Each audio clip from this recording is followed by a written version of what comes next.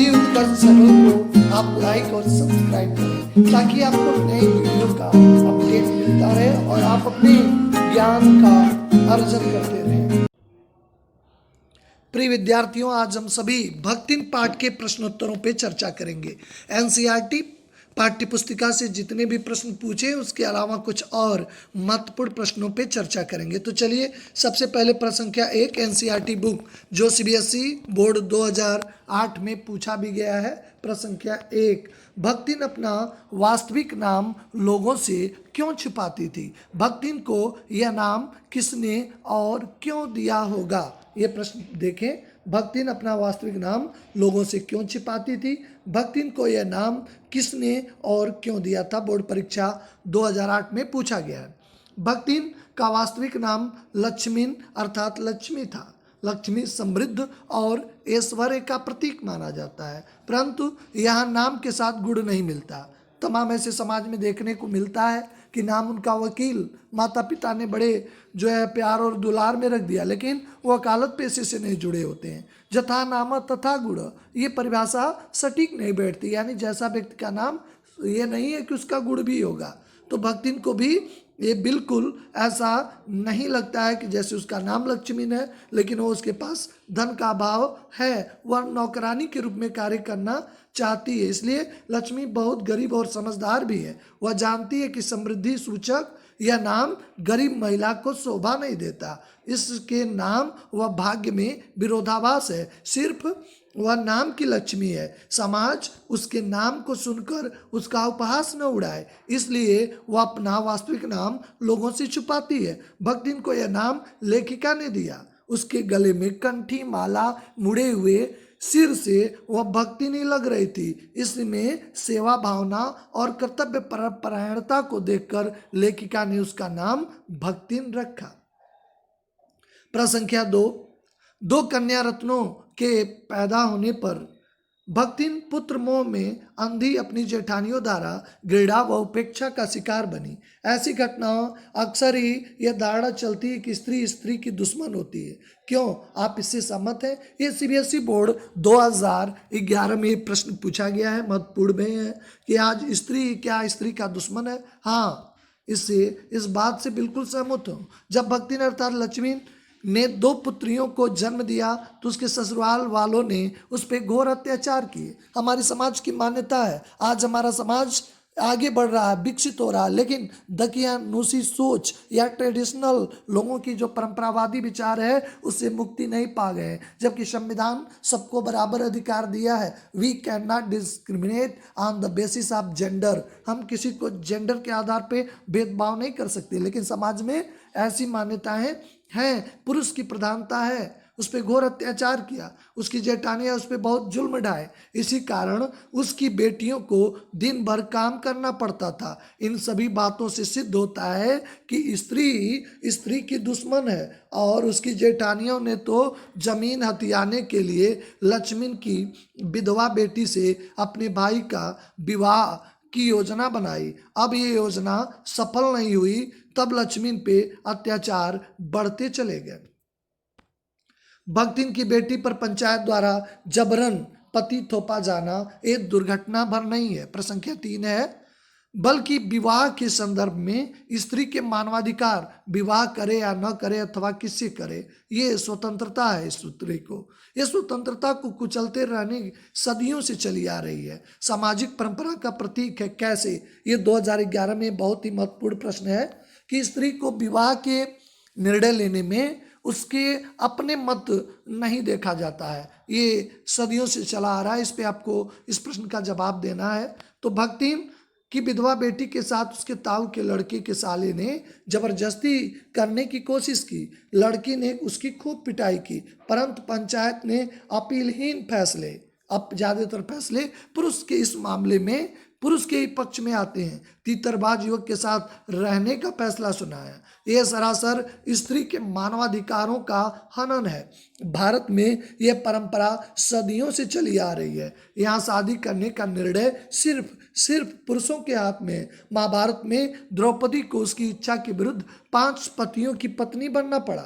मीरा की शादी बचपन में ही कर दी गई। लक्ष्मीबाई की शादी अधेड़ उम्र के राजा के साथ कर दी गई। ऐसे अनेक उदाहरण हैं जहां अयोग्य लड़कों के साथ गुणवती कन्या का विवाह किया गया तथा लड़की की जिंदगी नरक बना दी गई। तमाम ऐसे उदाहरण हैं। प्रश्न संख्या 4, भक्ति न अच्छी है यह कहना कठिन होगा क्योंकि उसमें दुर्गुणों का अभाव नहीं। लेखिका ने ऐसा क्यों कहा होगा? भक्ति न अच्छी है लेकिन उसमें कुछ दुर्गुण भी है। यह प्रश्न 2009 CBSE बोर्ड में पूछा गया है। महत्वपूर्ण प्रश्न है। इसका उत्तर इस प्रकार है।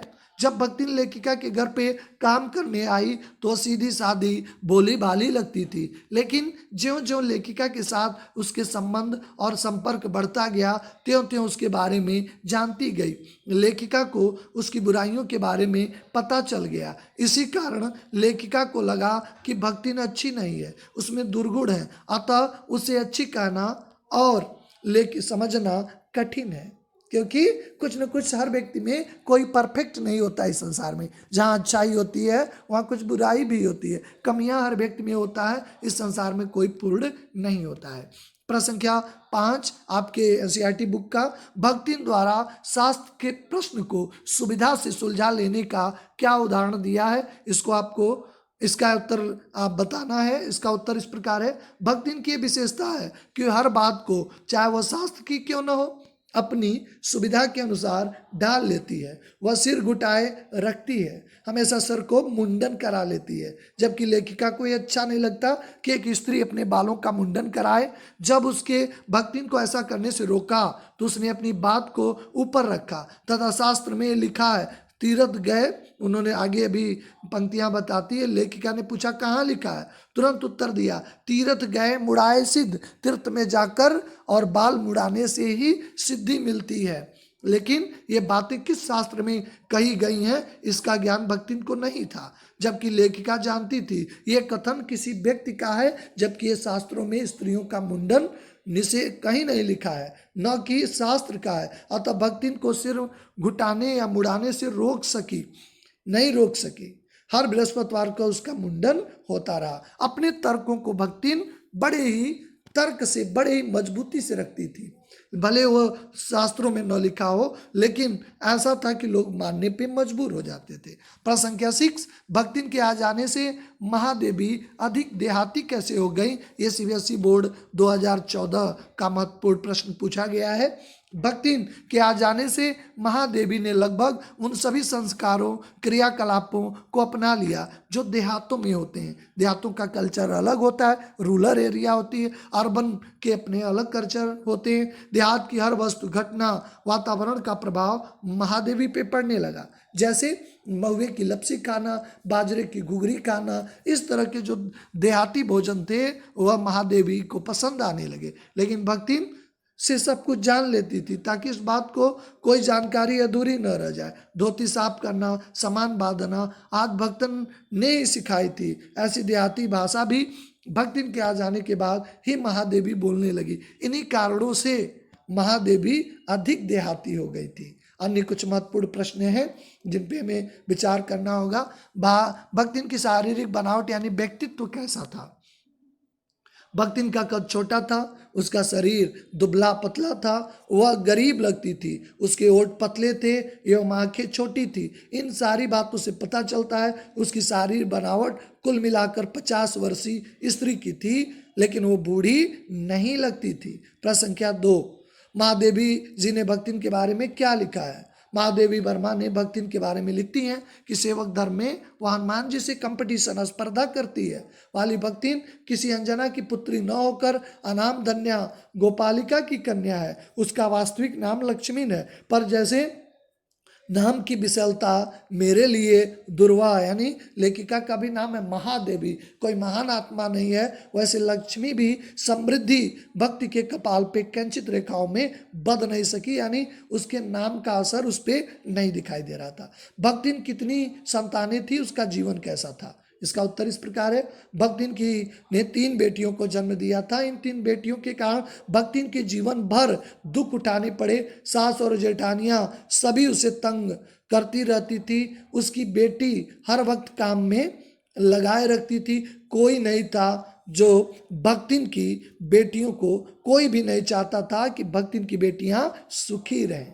प्रश्न संख्या 4, भक्तिन दुर्भाग्यशाली क्यों थी? क्योंकि जीवन के हर परिच्छेद में उसे दुख ही उठाने पड़ रहे थे। भक्तिन का पति उसे जब मरा तो 36 वर्ष की थी। 3 बेटियों को जन्म देकर चला गया था। इस कारण भक्तिन को बहुत ज्यादा कष्ट उठाने पड़े। एक पति के न रहने पे क्या दशा होती है एक स्त्री की, एक स्त्री समझ सकती है कितने कष्टों से उठाने पड़ते होंगे, तमाम जिम्मेदारियां, क्योंकि स्त्री को घर के संपूर्ण दायित्वों को करना पड़ता, लेकिन जब बाहरी दायित्वों को निभाना पड़े तो उसके जीवन में कितनी कठिनाई आ सकती है, आप महसूस कर सकते हैं। अपनी बेटी के विवाह के बाद उसकी बेटी भी विधवा हो जाना, समझिए उस पर दुखों का पहाड़ टूट पड़ा था। उसके जेठ जेठानियां सभी संपत्ति हड़पने की योजना बना रहे थे। तो कितना कितना भयावह स्थिति रहा है। तो इस तरह हम सभी ने देखा कि भक्तिन का जीवन बड़ा ही कठिन था। भक्तिन का स्वभाव कैसा था? यद्यपि भक्तिन मेहनती स्त्री थी, चोरी करने की, लेकिन उसमें चोरी करने की आदत थी। जब वो महादेवी के घर में कार्य करने आए तो घर में खुले पैसे उठाकर लेती थी। उसमें कभी सच नहीं बोला। वास्तव में कई दुर्गुण भी थे, लेकिन दुर्गुणों के बाद भी भक्तिन बहुत अच्छी महिला थी। इस तरह हमने एनसीईआरटी बुक और बोर्ड परीक्षाओं में पूछे गए विविध प्रश्नों पर विचार किया। अन्य महत्वपूर्ण प्रश्नों पर भी हमने विचार किया था। साथ ही आशा है कि आपको ये सारे प्रश्न बिल्कुल सरल भाषा में थे और आपके समझ में भी आए होंगे। नेक्स्ट वीडियो में हम सभी एमसीक्यू प्रश्नों, भक्तिन के एमसीक्यू प्रश्नों के साथ फिर आपसे मुलाकात होती है। आप सभी का धन्यवाद।